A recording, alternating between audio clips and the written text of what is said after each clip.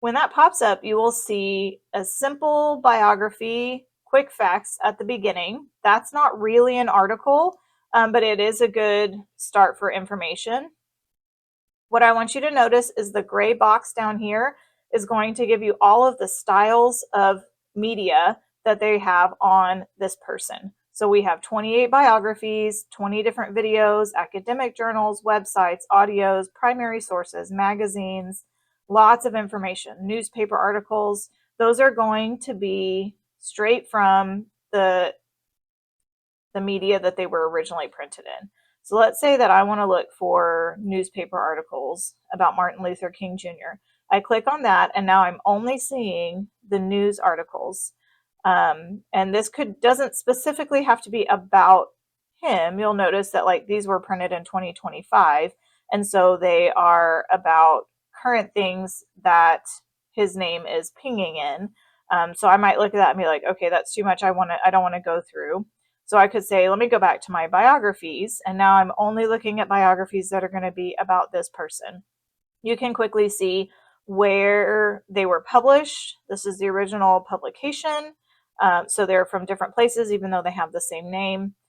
You can see how many words they have, how long it was, when was it published, what year was it published, or the full date. So lots of information to look through just before you even open it. Then after I open it, and I'm looking at it, here's some key unique things to the databases. Over here, I can change my font. I can make it bigger. If I want to see it better, I can make it smaller. I can change the background color. I can change the font. If I want a different font to look at, I can make it have more line spacing, more letter spacing, more word spacing, anything I need to help me see it better on the page.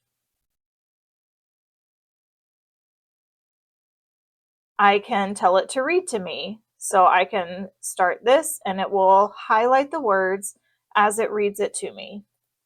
I can also translate the document. So if English is not your first language, you can come in here and tell it to change to the language that you want to read in. All right, when we get back to our base that we started with, here are other options. These go away when we're doing the translation, but when we're in the base, this is it. So I could save it to my Google Drive. I could save it to my OneDrive, email, download, print it. I have lots of options. The easiest thing to do, however, is to send this over to MyBib. Okay, so I can get the link and add it that way to MyBib, or I can use my extension and send it over to MyBib. And I'm going to save it to my project. Okay, so one thing to note when you're using MyBib is that if I want to go back and look at this article again, when I've highlighted over it, you see this little menu that pops up? I can tell it that I want to go back to the website. So like I closed this website, I could tell it I want to go back and it'll automatically take me back to the article. So instead of having to save the articles in a Google Drive, if you're putting them in MyBib, you can quickly and easily access them at a later time.